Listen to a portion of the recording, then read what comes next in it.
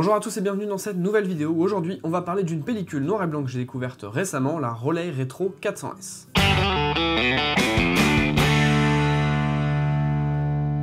La Rolei Retro 400S est une pellicule noir et blanc 400 ISO vendue en 35 mm et au format 120, et c'est une pellicule dite panchromatique puisqu'elle est sensible à tout le spectre lumineux. Si je me suis intéressé à cette pellicule, c'est parce que je cherchais d'autres pellicules noir et blanc à tester pour pas trop cher, et cette pellicule se trouve autour de 5-6 € en 35 mm et 7-8 € pour du format 120.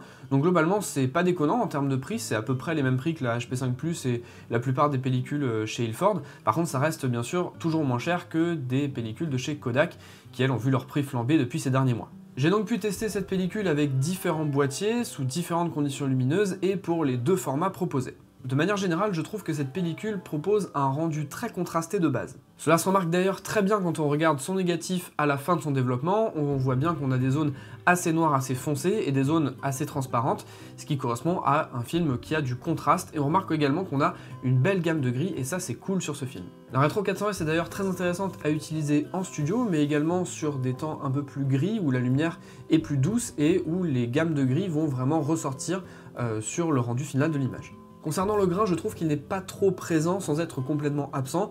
Pour vous donner une idée de comparaison, je trouve qu'il est à peu près équivalent à celui de la HP5 que j'utilise très souvent.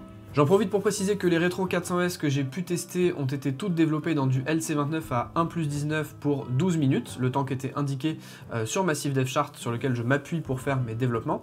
Et concernant le scan, je me suis servi donc pour les formats 120 d'un Epson V600 avec Epson Scan V2 et un Digitaliza 120. Pour les 35 mm, par contre, je me suis servi de mon Canon FS 4000 US, c'est ça, et avec donc son porte-vue intégré et le logiciel de traitement VueScan. Les images ont été scannées avec une résolution de 2400 dpi pour les formats 120 et de 4000 dpi pour les 35 mm. Pour ceux que ça intéresse, sachez que j'ai fait le développement d'une des pellicules que je vous présente dans cette vidéo en live sur Instagram, donc si jamais il y a des curieux que ça intéresse, vous pouvez aller sur Instagram TV et vous avez le live disponible sur capteur-argentique. Notez également que le film est assez fin, à l'instar de la Foma 200, on se retrouve à peu près avec les mêmes épaisseurs, ou en tout cas les mêmes sensations en main quand on développe son film. Faites quand même attention, c'est une base un peu plus fine, donc c'est un petit peu plus fragile.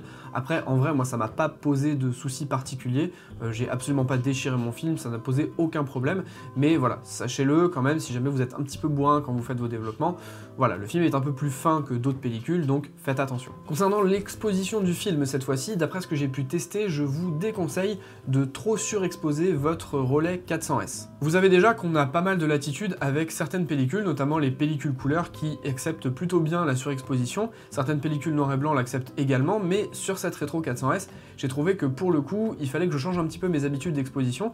Moi qui ai toujours l'habitude d'exposer pour les ombres, et comme ça après, je sais que mes hautes lumières, je vais pouvoir rattraper du détail si jamais il y a des fortes différences entre les ombres et les hautes lumières. Là, cette fois-ci, il y a une latitude assez restreinte d'exposition, et je vous conseille quand même d'éviter de surexposer un peu trop cette pellicule. Ce que je vous conseille si vous êtes sur une scène un petit peu contrastée, c'est deux options. Soit vous mesurez un petit peu l'ambiance de la scène dans les ombres, et dans ces cas-là, vous vous dites que vous allez augmenter votre vitesse ou fermer votre diaphragme pour baisser un petit peu votre exposition. Globalement, je pense que 2 diaph c'est une bonne base, et si jamais vous avez la possibilité de mesurer directement les hautes lumières, je vous conseille de faire ça, mesurer directement les hautes lumières, et éventuellement de surexposer d'1 diaph pour vous laisser quand même un petit peu de latitude dans les ombres. Par contre, dans des cas lumineux comme des temps gris par exemple où la lumière est très douce, n'hésitez pas à mesurer l'ambiance et à quand même surexposer un petit peu votre pellicule.